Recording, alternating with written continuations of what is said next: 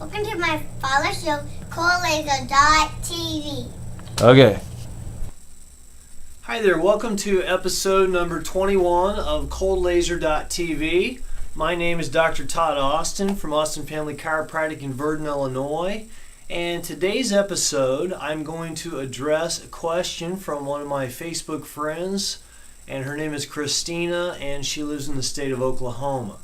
So she was asking me because she has a laser device that she bought several years ago, and it says that it's pulsed, and she was wondering because I was telling her in some private messages about super pulse lasers. So she was wondering, well, what's the difference between a pulse laser and a super pulse laser? So that's what I'm going to go into today. This is very confusing, and a lot of it is just boils down to a lot of marketing hype. So for example, a company has a laser that's not capable of super pulsing, so what they do is they pulse it, and then they try to pretend that pulsing and super pulsing are the same thing, and they're really not. They're totally different things. But as far as my terminology is a little different, I refer to super pulsing as super pulsing because that's truly what it is. It's based on the technology. But I refer to pulsing that's not super pulsing as chop pulsing because that's really what it is. It's a chop pulse.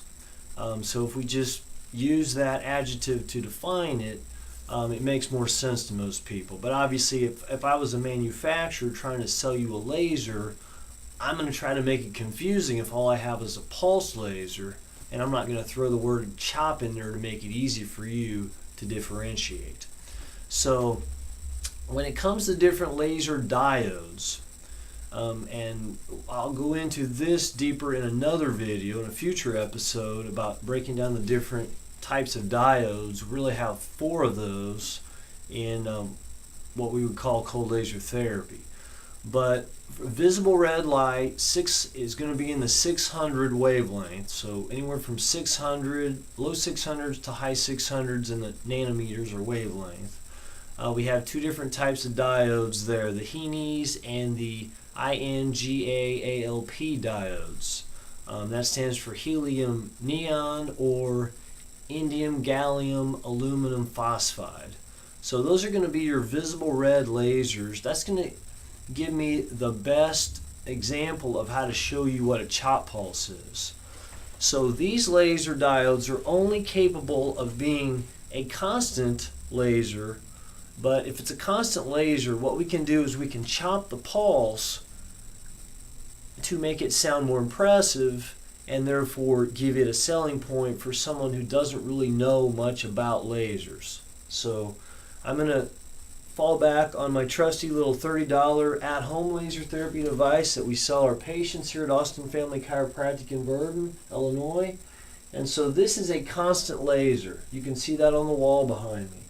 And if I move my hand like so, you can see it chops it. It's a case of now you see it, now you don't. Now you see it, now you don't. Now you see it, now you don't. So that's what chop pulsing is. It just means that we basically stuck something in front of it to block the light. Now the problem with chop pulsing is that a manufacturer makes a laser and they say, well, this laser is so strong it's going to get so many joules of energy to the tissues in a set time period. So for example, it's going to deliver 10 joules of energy within a 3-minute duty cycle. Well, the problem is if we pulse that, and let's say if we had the now you see it 50% of the time and now you don't see it 50% of the time, then what we effectively just did is we cut the dosage in half. So now we can only say, well, instead of delivering 10 joules in 3 minutes, we only delivered 5 joules of energy in 3 minutes. So, you know, there's a good and bad with the pulsing. And quite honestly, a lot of the companies just add in a lot of pulsing. You know, some of these companies will add in 200 or 300 different pulse frequencies, but all that is really just for whistles and bells to impress the person that really doesn't know a whole lot about laser therapy. It's like, wow, man, this one has like more pulse settings in the other one. Man, this is a pulse laser. I think this would be a good deal. I should buy that. Well, nah, not necessarily the case. Could be just a bunch of whistles and bells to get you to think like that. So the next kind of diode we'll briefly touch on is the gallium aluminum arsenide diode. Now those would be in the 800 wavelengths. So we're looking actually the high 700s up through the mid 800s. You'll see a lot of those. They're 808 nanometers or 830 nanometers, for example. And so these diodes are not capable of superpulsing either. So they will be constant or they will be chop pulsed. Okay. So once again, if you're chop pulsing a GaALAS diode, you're also decreasing the amount of photons or energy or joules of energy that you're going to get to your target tissues. So it works the same way as the example I showed you with the visible red laser. Now the 800s would be what we call near infrared. Then we move up a little higher in what I'll call mid infrared, and that is your GaAs diode or your gallium arsenide diode. That is the only one, from what I understand, that is capable of actually superpulsing. And typically you'll see these at either 904 or 905 nanometers or wavelength. Okay, so these are capable of superpulsing. Now the thing with superpulsing, these lasers are not going to be as strong typically as if we step back a category, the GaALAS lasers tend to be stronger. Okay, but what happens is because the GaAs lasers, the gallium arsenide ones, are superpulsed, they're going to be able to drive those photons deeper into the human body to reach some deeper target tissues than those other three categories of lasers that I had already talked about previously. They're not capable of superpulsing. All they can do is do constant or chop pulse. Now, the thing with the GaAs lasers is, some of the manufacturers will say, well, this is just, super pulse is like this, it's so great. And it is great technology, don't get me wrong. But if you took a GaAs, gallium arsenide diode laser, and tried to run it continuously, within a few minutes you would burn out your diode. Obviously, if you could only use a laser 3 minutes and you had to send it back to the shop to replace the diode, that wouldn't be very effective for treating people in your clinic. So because it's a GaAs diode, it has to be superpulsed. There's no other option. You can't run it constantly. But as far as depth of penetration goes, the GaAs lasers are capable of penetrating, because they're superpulsed, 5 centimeters deep, and that's deeper than any of the other three diode types I already mentioned are capable of.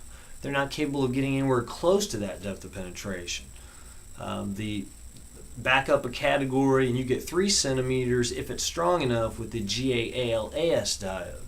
But because the GaAs is superpulsed, it's going to get up to 5 centimeters deep. So a pretty impressive depth of penetration. It's not as strong as I mentioned earlier, but the latest research that's come out says, for example, if the recommended guidelines for one of those first 3 diode types was 200 joules of energy for a treatment, which would be like the High World Association of Laser Therapy guideline, the latest research has showed we can divide that by 8 if we're using a superpulse laser. So for example, with the GaAs diode, I would only need to get 25 joules of energy per treatment. 25 joules of energy with a superpulse laser versus with a regular constant laser that wasn't superpulsed, I would need 200 joules of energy possibly. So that is a big difference there. So although they're not as strong, the superpulsed ones, we don't need as high of a dosage either. So those are some of the pros and cons of the non-superpulsed or chop pulse lasers and the superpulse lasers. So I hope that answers your question, Christina from Oklahoma, about the difference between chop pulsing and superpulsing of cold laser therapy devices. If you folks have any other questions, please feel free to email me at draustin@royal.net. My email is below. Or you can send me a message on Facebook at Cold Laser Consulting or at the Austin Family Chiropractic Facebook page. So thank you. Thank you for listening. Happy lasering and have a terrific day.